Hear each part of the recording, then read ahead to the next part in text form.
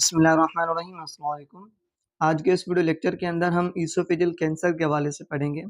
Basically ये भी एक जीआई टाइप का डिसऑर्डर है, जिसमें हमें बहुत सारी चीज़ें होती हैं, लाइक हमें स्वेलिंग डिफ़िकल्टी होती है और इसके अलावा ईसोफेजियल में इन्फ्लेमेशन आ जाती है और इसके अलावा फूड जो वो रिफ्लेक्ट बैक होके स्टमक से हमारे माउथ में आ जाता है। और भी बहुत सारे कॉम्प्लिकेशंस हमें इसी डिसऑर्डर्स में मिलते हैं। तो ये सारी चीज़ें हम इस वीडियो लेक्चर के अंदर कवर करेंगे और उसके अलावा हम इसकी डेफिनेशन को पढ़ेंगे, सिम्पटम्स को पढ़ेंगे और काज़ेज़ को पढ़ेंगे कि ये क्यों होती है, इनसे रीज़न्स होते हैं जिसकी वजह से हमें इसोफेजियल कैंसर होती है। और उसके अलावा हम इसकी मैनेजमेंट को पढ़ेंगे और फाइनली हम इसके ट्रीटमेंट को पढ़ेंगे कि हम इनसे किस तरह मतलब ट्रीट करके इनसे मतलब छुटकारा हासिल कर सकते हैं। तो ये चीज़ें हम सारी इस वीडियो लेक्चर के अंदर कवर करेंगे। तो वीडियो स्टार्ट करने से पहले अगर आप हमारे यूट्यूब चैनल पे नए हैं तो हमारे चैनल को सब्सक्राइब और लाइक ज़रूर कर लिएगा, क्योंकि हम यहाँ पे मेडिकल के रिलेटेड बहुत सारे इन्फॉर्मेटिव वीडियोस शेयर करते हैं जो आपके नॉलेज में अच्छी खासी इंक्रीज़मेंट ला सकते हैं। अच्छा, तो हमारा टॉपिक है ईसोफेजियल कैंसर। तो सबसे पहले हमें कैंसर को पता होना चाहिए कि बेसिकली कैंसर क्या है? तो कैंसर हम कैसे कहते हैं कि हमारे बॉडी में जहाँ कहीं पे सेल की एब्नॉर्मल ग्रोथ हो जाए, तो उसे हम क्या कहते हैं? कैंसर कहते हैं। बेसिकली ये ग्रोथ क्यों होती है? क्योंकि हमारे सेल का जो न्यूक्लियस होता है, वहाँ पे म्यूटेशन आ जाती है, चेंजेज़ आ जाती है सेल के फंक्शन में। तो जिसकी वजह से सेल अपना जो नॉर्मली फंक्शन होता है वो सही तरीके से नहीं कर पा रहा होता। लाइक सेल का जो फंक्शन होता है, सेल डिवीज़न हो रही होती है, वो भी सही नहीं हो रही होती और उसके अलावा सेल का जो दूसरा फंक्शन होता है ग्रोथ करना बॉडी के अंदर, वो भी सही नहीं हो पा रही होती।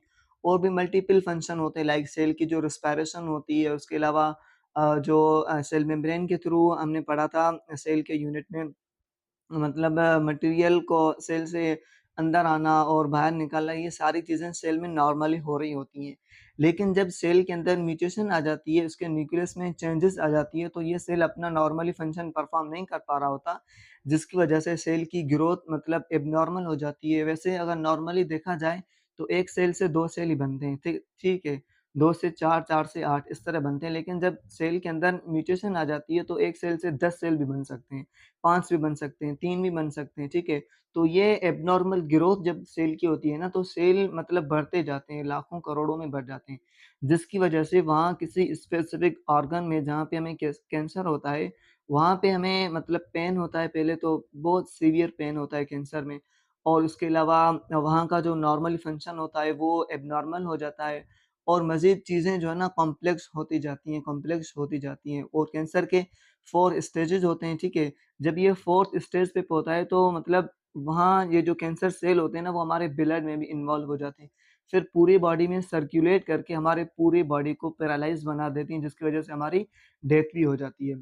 तो ये एक शॉर्ट ओवरव्यू था कैंसर का कि हम कैंसर किसे कहते हैं। तो यहाँ पे हम पढ़ते हैं oesophageal cancer. Basically oesophageal cancer में भी यही सेम चीज़ें होती हैं कि हमारे ईसोफेगस के अंदर जो सेल की जो एब्नॉर्मैलिटी आ जाती है, जिसकी वजह से सेल अपनी एब्नॉर्मल ग्रोथ बढ़ा देता है, जिसकी वजह से हमारे जो ईसोफेगस है, उसका जो इंटरनल डायमीटर है, वो बिल्कुल नैरो हो जाता है, जिसकी वजह से चीज़ें ईज़िली हम स्वैलो नहीं कर पा रहे होते हैं और वो हमारे स्टमक तक नहीं पहुँच रही होती है, जिसकी वजह से हमें मतलब वीकनेस भी हो जाती है क्योंकि फूड हम नहीं ले रहे होते हैं। उसके अलावा हमें पेन होता है, बिल्कुल सीवियर पेन होता है कैंसर में और भी बहुत सारी चीज़ें होती हैं। तो चलते हैं डेफिनिशन में भी बेसिकली यही चीज़ बता रहा है, uncommon malignancy with high mortality rate.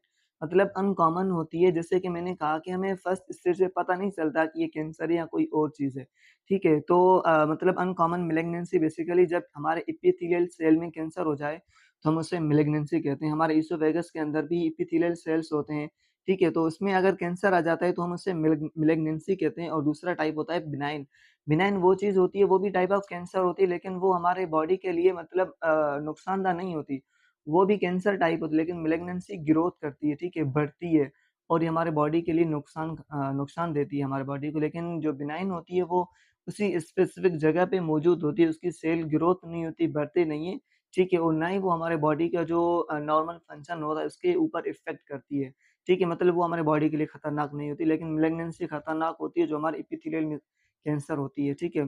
तो ये मैलिग्नेंसी हमारे एपिथेलियल सेल में आ जाती है और ये मोर्टेलिटी रेट मतलब इनका हाई होता है, जिसकी वजह से मतलब कैंसर की वजह से जब भी किसी को कैंसर हो जाए ना, उसके मतलब बचने के चांसेस मतलब ऐसा समझें कुछ नहीं होते। 100 में से आप 1% ले लें तो ये चांसेस होते हैं कैंसर वाले पेशेंट को बचने के लिए। ठीक है, यूजुअली डायग्नोस लेट मतलब ये ज़्यादातर लेट डायग्नोस होता है, जिसकी वजह से मतलब पेशेंट ज़्यादातर मतलब उनकी डेथ रेशो बढ़ती जाती है। अच्छा, तो अगर हम इसकी पैथोफिज़ियोलॉजी के हवाले से बात करें, तो स्क्वैमस सेल कार्सिनोमा में अगर देखें मोस्ट कॉमन अफेक्टिंग मिडल और distal portion of the oesophagus. मतलब ये वो मतलब कैंसर है जो आपके ईसोफेगस के मिडल और डिस्टल यानी स्टमक के जो करीब है, वो पोर्शन आपके ईसोफेगस का क्या करते हैं आपको डैमेज करते हैं, ठीक है? वहाँ पे मतलब इन सेल की ज़्यादा ग्रोथ होती है, उस ग्रोथ की वजह से हमें मतलब ईसोफेजियल कैंसर होने लग जाता है। और इसके अलावा ये ज़्यादातर मोस्ट कॉमन अफ्रीका में होती है, अमेरिका में होती है क्योंकि क्योंकि वहाँ पे लोग ज़्यादातर स्मोकिंग करते हैं। तो यही चीज़ होती है जो जो आपके सेल के अंदर मतलब एब्नॉर्मैलिटी लाती है स्मोकिंग। स्मोकिंग की वजह से सेल अपनी ओरिजिनल नेचर चेंज कर देते हैं, ठीक है? जिसकी वजह से सेल अपना प्रॉपर फंक्शन नहीं कर पा रहे होते हैं। तो जिसकी वजह से सेल जब प्रॉपर फंक्शन नहीं कर पाएँगे तो वो एब्नॉर्मैलिटी की तरफ चले जाएँगे। जब हमारे बॉडी के अंदर एब्नॉर्मैलिटी आएगी तो एक सेल जब एब्नॉर्मल हो गया जब उनसे दूसरा सेल बनेगा तो ज़ाहिर-सी बात है वो भी एब्नॉर्मल ही बनेगा। तो इस तरह इनकी एब्नॉर्मैलिटीज़ बढ़ती जाती है जिसकी वज़ह से हमें कैंसर होने लगता है। उसके अलावा अल्कोहल यूज़ होता है तो ज़्यादातर अल्कोहल भी क्या है उसमें ज़्यादातर एसिडिक मटेरियल होते हैं। जब आप उनको स्वैलो कर रहे होते हैं इसोफेगस के थ्रू वहाँ के सेल को ये डैमेज करती जाती है तो वहाँ पे भी सेल क्या होते हैं एब्नॉर्मल होता है जिसकी वज़ह से हमें इसोफेगल कैंसर होने के ज़्यादा चांसेस होते हैं। अच्छा और इसके अलावा अगर हम एडिनोकार्सिनोमा की बात करें, तो nearly as common in squamous cell affecting distal portion of the oesophagus मतलब ये भी बिल्कुल सेम है स्क्वामस सेल कार्सिनोमा में। ये भी सेम चीज़ें मतलब क्या करती हैं अफेक्ट करती हैं मिडल और डिस्टल पोर्शन ऑफ ईसोफेगस के ऊपर और ये ज़्यादातर कहाँ पे होती हैं केकोसेंस का मतलब ये भी एक अफ्रीका का एक इलाका है, ठीक है? साउथ अफ्रीका वहाँ के लोगों में कॉमन होती है क्योंकि वो लोग ज़्यादा ड्रिंक करते हैं अल्कोहल वगैरह और इसके अलावा स्मोकिंग वगैरह ये चीज़ें उन लोगों में ज़्यादातर कॉमन होती हैं। अच्छा और उसके अलावा एसोसिएट विथ बेरेट्स इसोफेगस अच्छा बेरेट इसोफेगस किसे कहते हैं हम? जो आपकी इसोफेगस की जो इंटरनल लाइनिंग होती है ना, वो क्या होती हैं डैमेज हो जाती हैं, चेंज हो जाती हैं जिसकी वज़ह से आप रिस्क पे होते हैं कैंसर पे आके आपको कैंसर हो सकते हैं। जो मैंने पहले भी कहा कि सेल अगर अपनी ओरिजिनल स्टेट यानी कि सेल की जो नॉर्मल कंडीशन है वो चेंज कर जाते हैं, तो ये रिस्क पे होते हैं कि उनको कैंसर हो सकती है। फिर उसके बाद कह रहा है कि complication of A chronic gastro-oesophageal reflux disease ये क्रोनिक हो जाती है, आपकी कॉम्प्लिकेशंस बढ़ जाती हैं, जिसकी वजह से ये चीज़ आपको होती है, जो अपने हमने पहले पढ़ा था जहाँ से आपका जो स्टमक का जो फूड है, वो रिफ्लेक्ट बैक होके आपके स्टमक सॉरी माउथ में आ जाता है। फिर उसके अलावा एक्लेज़िया मतलब एक्लेज़िया क्या होता है कि आपकी जो ईसोफेगस है, वो बिल्कुल ही नॉर्मल हो जाती है, ठीक है? सॉरी नैरो हो जाती है, जिसकी वजह से चीज़ें ईज़िली जो है ना, वो क्या होती हैं स्टमक तक नहीं पहुँच पा रही होती। अच्छा, फिर अगर हम मैनिफेस्टेशन और साइन सिम्पटम्स की बात करें, तो आपको प्रोग्रेसिव डिस्फेजिया होगी विथ पेन व्हाइल स्वेलिंग मतलब आपको ज़्यादातर डिस्फेजिया स्वेलिंग डिफ़िकल्टी होगी और साथ ही आपको बिल्कुल पेन होगा स्वेलिंग करने के लिए, कोई भी चीज़ जब आप स्वेलो करेंगे तो आपको बिल्कुल पेन होगा। और उसके अलावा चोकिंग चोकिंग किसे कहते हैं हम आप? सीवियर ब्रीथिंग को कहते हैं मतलब आपकी ब्रीथिंग में जब भी डिफ़िकल्टी आ जाए, तो उसे हम चोकिंग कहते हैं। सीवियर ब्रीथिंग डिफ़िकल्टी को हम चोकिंग कहते हैं। हेरोज़िनस मतलब आपके जो मतलब साउंड में क्या क्या आ जाए हाई पिच आ जाए। जब भी आप बात करें तो आपका साउंड जो है ना एक मतलब दमदार आवाज़ जिसे कहते हैं वो चीज़ निकलेगी आपके। और इसके अलावा कफ होगी, एनोरेक्सिया होगी यानी कि आपको भूख नहीं लगेगी। क्यों भूख नहीं लगेगी? क्योंकि आपके जो रिसेप्टर्स हैं वो सारे ब्रेन को स्टिमुलस दे रहे होते हैं कि आपको इसोफेगस में पेन है। जिसकी वजह से मतलब आपको भूख के जो रिसेप्टर्स होते हैं स्टमक के वो एक्टिव नहीं होंगे। क्योंकि उनका रेशियो ज़्यादा होगा जो स्टमक में रिसेप्टर्स हैं, जिसकी वजह से आपको भूख नहीं लगेगी, फिर आपका वेट लॉस भी हो सकता है। ज़ाहिर-सी बात है अगर आप कोई चीज़ खाएँगे नहीं तो आपको वेट लॉस ही होगा, ठीक है? और उसके अलावा अगर हम आपके ब्लडी वोमिटिंग होगी आपको जिसमें आपका ब्लड भी आ सकता है, ब्लडी वोमिटिंग होगी, आपको चेस्ट पेन होगा और उसके अलावा पेन होगी, आपकी स्वेलिंग डिफ़िकल्टी होगी, ये सारी चीज़ें आपको कॉमन हो सकती हैं। अच्छा, फिर अगर हम कोलैबोरेटिव केयर या फिर ट्रीटमेंट गोल की बात करें, तो इसमें क्या है कि कंट्रोलिंग डिस्पेजिया मतलब आपने सबसे पहले ऐसी चीज़ यूज़ करनी है जो पेशेंट की स्वेलिंग डिफ़िकल्टी को कम करे। यानी कि उसका जो पेन है इसोफेगस में वो कम हो मतलब जो चीज़ वो खाए उनको पेन वग़ैरह ना हो। तो उसके लिए आपने क्या करना है क्या कहना है सर्जरी करनी है या फिर रेडिएशन थेरेपी की तरफ जाना है या फिर कीमोथेरेपी की तरफ जाना है, ताकि ये चीज़ आप पहले करेंगे क्योंकि पेशेंट जो चीज़ खाए उसकी जो न्यूट्रिशनल स्टेटस है वो भी मेंटेन रहे। मतलब उनकी जो न्यूट्रिशन बिल्कुल लो हो गई है, डाइट वगैरह ये सारी चीज़ें उसमें लो होती जाएँगी। कोई चीज़ नहीं खाएगा तो उसको मतलब न्यूट्रिशनल एब्नॉर्मलिटीज़ ज़्यादा हो जाएँगी। तो सबसे पहले आने आपने डिस्फेजिया पे ऊपर काम करना है ताकि पेशेंट अपनी न्यूट्रिशन लेवल को मेंटेन कर सके। अच्छा, उसके बाद डायग्नोस्टिक टेस्ट आ जाती हैं, जिसमें बेरियम सोलो सबसे पहले आ जाता है, तो ये हमने पहले भी डिस्कस किया था कि ये बेरियम सल्फेट एक केमिकल होता है जो कि हम पेशेंट को ड्रिंक करवाते हैं, फिर हम एक्स-रे मॉनिटर पे देख रहे होते हैं कि वो मतलब जब भी पेशेंट ड्रिंक करता है ना, तो वो मतलब एक लाइनिंग के थ्रू वहाँ से गुज़रती जाती है। तो आपको कंट्रास्ट तो पता होगा ना कि क्या होता है, ये भी इस तरह ही काम कर रहा होता है, ठीक है? तो जहाँ पे नैरोइंग होगी या फिर कोई डैमेज होगा तो वहाँ पे डॉट नज़र दिखाई देगा आपको, ठीक है? वहाँ से वो मतलब कंट्रास्ट पास नहीं होगा, तो हमें पता चल जाएगा कि पेशेंट को इस वाली जगह पे कोई एब्नॉर्मलिटी है, कोई कंडीशन है जिसकी वजह से मतलब उसको इसोफेगस कैंसर या कोई और चीज़ है। तो ये चीज़ हम वहाँ से फाइंड आउट करते हैं।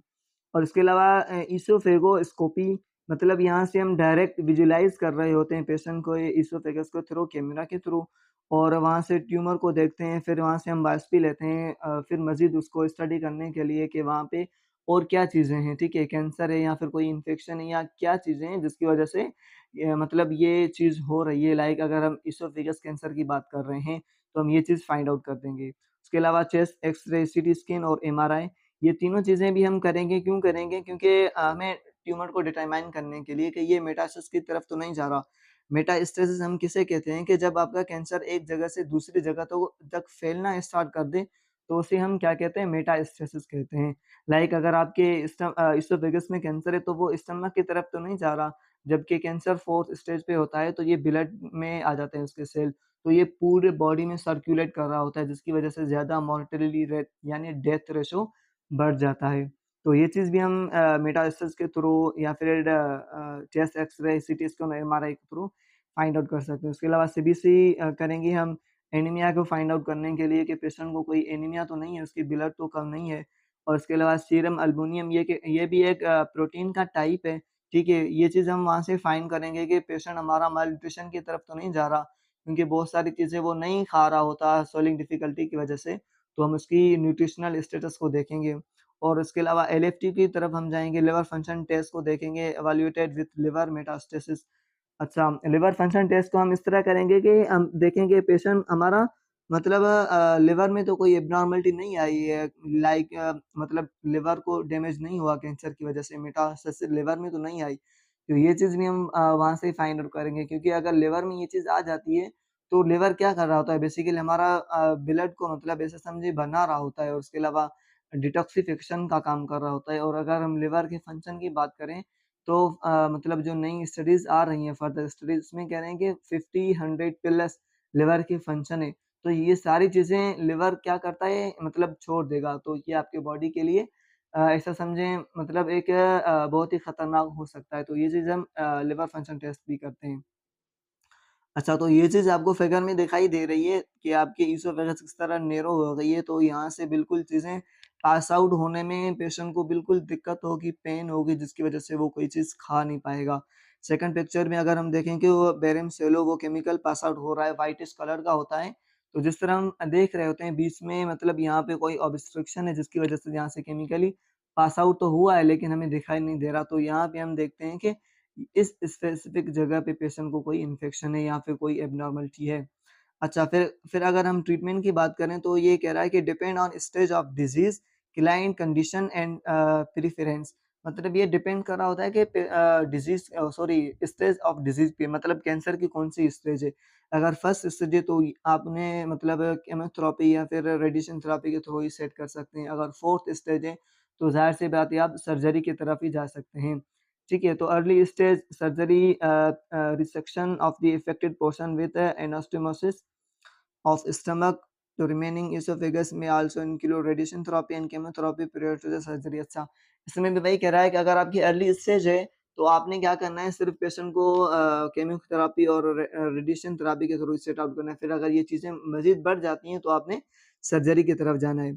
more advanced carcinoma treatment is palliative and may include surgery, radiation and chemotherapy to control dysphagia and pain. अच्छा, इसमें कह रहा है कि मतलब ये भी एक कार्सिनोमा को एडवांस मतलब टाइप है मतलब ट्रीट करने का, जिसमें पेशेंट को कोई पेन वगैरह नहीं होता, लाइक कीमोथेरेपी और रेडिएशन थेरेपी में पेशेंट को पेन वगैरह नहीं होता, लेकिन कुछ और चीज़ें होती हैं जिनसे मतलब पेशेंट मज़ीद कॉम्प्लिकेशन की तरफ जा सकता है, जिसमें परफोरेशन आ जाता है कि आपके उस स्पेसिफिक जगह में इसोफेगस में या कहीं पे भी आप मतलब रेडिएशन थेरेपी करें तो वहाँ पे परफोरेशन हो सकती है, यानी कि वहाँ पे सुराख हो सकता है, ठीक है? उस ऑर्गन में हेमरेज हो सकती है, इंटरनल ब्लीडिंग हो सकती है, उसके अलावा स्ट्रक्चर हो सकती है। स्ट्रक्चर क्या है बेसिकली?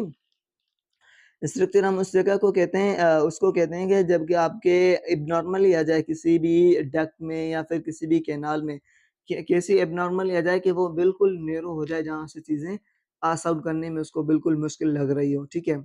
अच्छा, फिर अगर हम न्यूट्रिशनल नर्सिंग केयर की तरफ जाएँ, तो आपने सबसे पहले हेल्थ प्रमोशन करना है, ठीक है? पेशेंट को एजुकेट करना है अपनी हेल्थ के हवाले से regarding risk associate with smoking and excessive alcohol intake. मतलब आपने उन्हें बताना है कि अगर आप स्मोक करें तो ये आपके हेल्थ के लिए कितना नुकसानदायक चीज़ें उन्हें बतानी है। और इसके अलावा आपने उनको एक्सेसिव अल्कोहल इंटेक के हवाले से बताना है कि अगर आप अल्कोहल इंटेक कर रहे हो तो ये आपकी हेल्थ के लिए कितना डेंजर है, तो ये चीज़ भी आपने उन्हें बतानी है। ठीक है, और इसके अलावा अगर नर्सिंग डायग्नोस के हवाले से बात बात करें हम, इम्बैलेंस न्यूट्रिशन मतलब लेस देन बॉडी रिक्वायरमेंट में इंक्लूड इंटरनल ट्यूब। अच्छा, इसमें कह रहा है कि मतलब अगर आपके बॉडी से लेस मतलब न्यूट्रिशन है, तो ज़ाहिर-सी बात है जितनी आपकी बॉडी को नीड है न्यूट्रिशन की, अगर वो उतनी उन्हें नहीं मिल रही होगी, तो बॉडी मालन्यूट्रिशन की तरफ भी जा सकती है। मतलब आपने पेशेंट की जो न्यूट्रिशनल लेवल है वो आपने मेंटेन रखी है आईवी फ्लूइड के थ्रू या कोई भी मतलब कोई भी तरीका यूज़ करनी है। बेसिकली जो पेशेंट नहीं ले पा रहा होता ना उसके थ्रू एसोफेगस के थ्रू ओरली नहीं ले पा रहा होता, तो ज़्यादातर उन्हें आईवी मेंटेन किया जाता है। मतलब उनकी जो न्यूट्रिशनल स्टेटस है उनको मेंटेन रखा जाता है। अच्छा, उसके अलावा anticipatory grieving dealing with cancer diagnose अगर मतलब कोई भी पेशेंट है जिसको कैंसर वगैरह हो गया है, उसके अंदर कैंसर डायग्नोज होगा, तो आपने उन्हें एक मतलब केयर देनी है, एक दिलासा देना है कि ये चीज़ जल्दी मतलब क्या होंगी, ठीक हो जाएँगी, फिर आप नॉर्मल कंडीशन में आ जाएँगे, ये चीज़ भी आ जाती है।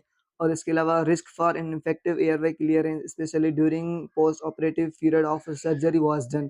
अच्छा, अगर पेशेंट रिस्क पे है इन्फेक्टिव एयरवे के लिए, मतलब उनकी जो ब्रीथिंग वगैरह है वो सही नहीं हो रही specially during post operative period of surgery was done.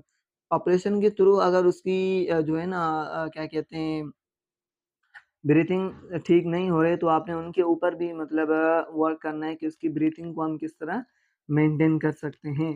तो ये सारी चीज़ें आपके नर्सिंग डायग्नोज में आ जाती हैं। तो इस तरह आप पेशेंट की इसोफेजियल कैंसर और ये सारी चीज़ें आप कवर कर सकते हैं पेशेंट की।